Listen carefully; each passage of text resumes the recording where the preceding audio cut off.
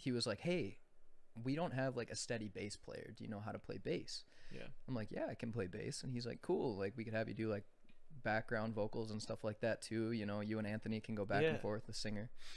And I was super stoked about that because these guys had like been on tour and like, holy shit. yeah, they opened up for Bowling for Soup.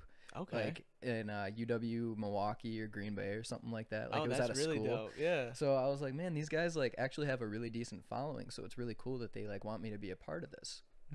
And I look into the band, and my first drummer is the drummer of this current band. That's fucking nuts, dude. And you didn't even know Right. until this stuff. Wow. Exactly. And just kind of came around full circle. I'm like, this is insane. This is so crazy. And they added me to the band about 2 weeks before they went on a Midwestern tour. Wow. And I didn't know like any of their music.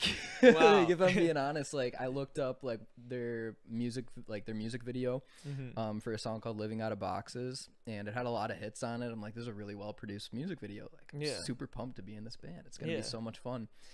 And then I'm just grinding, like trying to learn these 14 songs, you know, in a 2-week time span on an instrument that I'm not like super familiar with. Yeah, because you're a guitarist mostly, so yeah, it's a little different switching over to a bass. Gotcha. Yeah. And when I was working at the music store, I just like picked up like everything that I could during free time. I'm sure. Why wouldn't you? Just like, you know, tried to teach myself a little bit of everything, and then they slowly like had me start to teach ukulele and bass and like all these different stringed instruments, a little bit of piano here and there for like the really little kids. Oh, really cool. But yeah, I didn't really know where I was going with that, but well, you were explaining how you guys like it came full circle, and then you didn't when you got accepted into the band right before they went on this big tour. Yeah. That you were trying to cram in to learn all this. So did you end up going on the tour with them? Yeah, I did. That's insane. Yeah, our first stop was in Chicago at a place called the Subterranean. Okay. And it's kind of set up like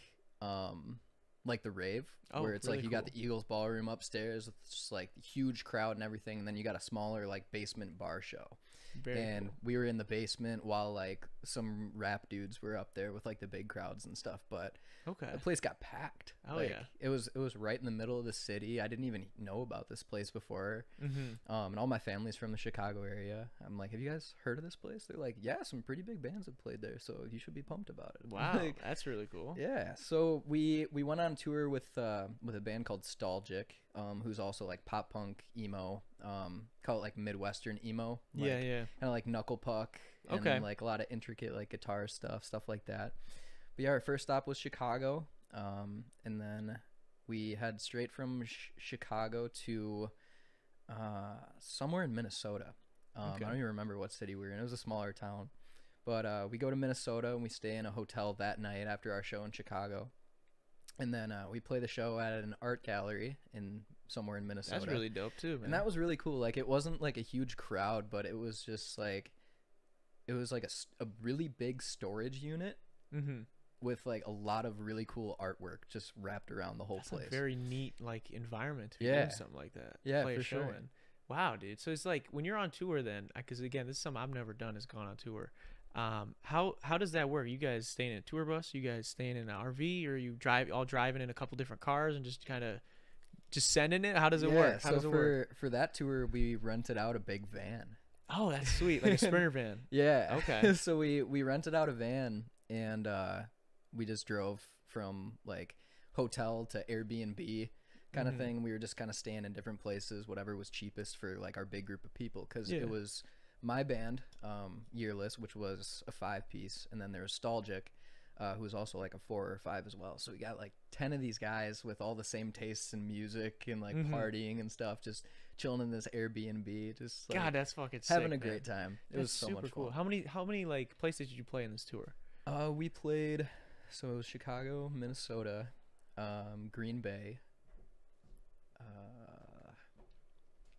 Because you guys, I'm sure it was. You said it was Midwest, a 5-stop. Yeah, it was a 5-stop Midwestern tour. That's super cool. Whereas when before they like in planning for it, obviously I know you were kind of added on like late to the game right before they went, but like when they're planning something like that, do you know if it's like this is where our audience is like mostly in these locations from based on what we know, like, or is it just kind of like this is where we want to go and this is what we're gonna do and we're gonna just see people come out? How does that work? Yeah, like I didn't really get a lot of the like pregame, I would say, with like setting up like what stops we're gonna make and stuff like that, because they had already had everything planned with the headlining band Nostalgic.